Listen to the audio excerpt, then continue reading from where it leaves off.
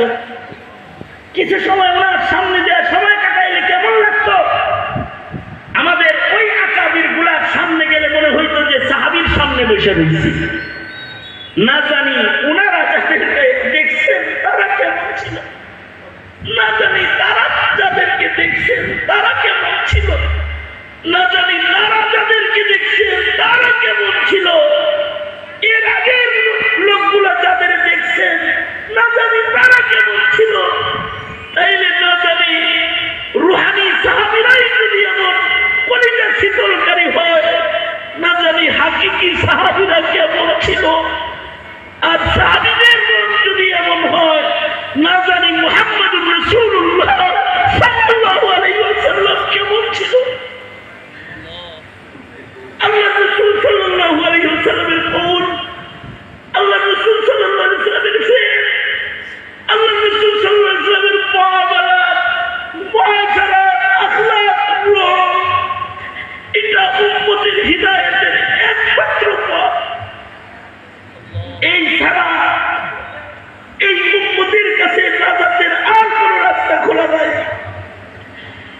এখানে মুহতারাম হাজিরিন, নিজেদের কথা ও কাজ যা কিছু আছে সব কিছুকে যতদিন পর্যন্ত না পরশ পাথরের মনে রঙিন আমরা বানাইতে না পারবো, ততক্ষণ পর্যন্ত আল্লাহর কাছে প্রিয় পাত্র আমরা হতে পারবো না।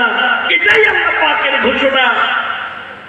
আর এই রংটাকে জীবিত রাখার জন্যই দরকার এমন মাদারিসে কওমিয়া, নবীজির রেখে যাওয়া ইলমি দ্বীনের মারকাজ। এই মারকাজের দিকে নিজেদের খেয়াল, নিজেদের সুদৃষ্টি বাকি রাখবেন তো ইনশাআল্লাহ। এই যে নির্মাণাধীন ভবন, এই যে নির্মাণাধীন ভবন, এগুলো আপনারাই নির্মাণ করবেন, দেখভাল করবেন। এখান থেকে পরশ পাথর বের হবে, যে পরশ পাথর গুলার পেছনে উম্মতের নামাজ আদায় হবে, যে পরশ পাথর গুলা উম্মতের মাওতাদের সামনে দাঁড়িয়ে জানাজা আদায় করবে, যেই পরশ পাথর গুলো উম্মতের মৃতদের জন্য দুহাত উঁচু করে আল্লাহর কাছে দোয়া করবে, যে পরশ পাথর গুলো হিদায়াতের আওয়াজ, হকের আওয়াজকে আকাশে বাতাসে জারি রাখবে, এমন একটি কাফেরা তো কিয়ামত পর্যন্ত মিল্লাতের ভেতরে রাখতেই হবে। ওয়াতাকুম মিনকুম উম্মাতুন ইয়াদউনা ইলাল খায়র, যারা জাতিকে খায়রের দিকে ডাকবে। এই ধারাবাহিকতাকে জারি রাখার জন্য দরকার মাদারিসে কওমিয়া। ঠিক কিনা? আছেন তো মাদ্রাসার সাথে ইনশাআল্লাহ? আছেন তো? কারা কারা থাকবেন ইনশাআল্লাহ? এই মাদ্রাসার যে কোনো জরুরতে, যে কোনো হাজতে, যে কোনো সময় মাদ্রাসার সাথে লেগে থাকবেন ইনশাআল্লাহ।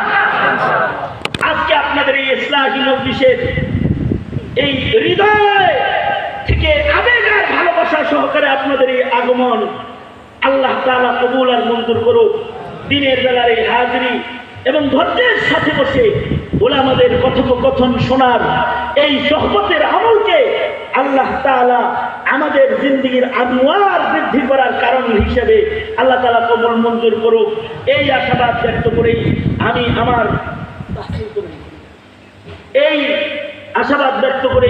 আপনাদেরকে নিয়ে আমি আমার আলোচনাকে এখানে ইতি টানতেছি। এই মাদ্রাসার উত্তরোত্তর উন্নতি কামনা করি।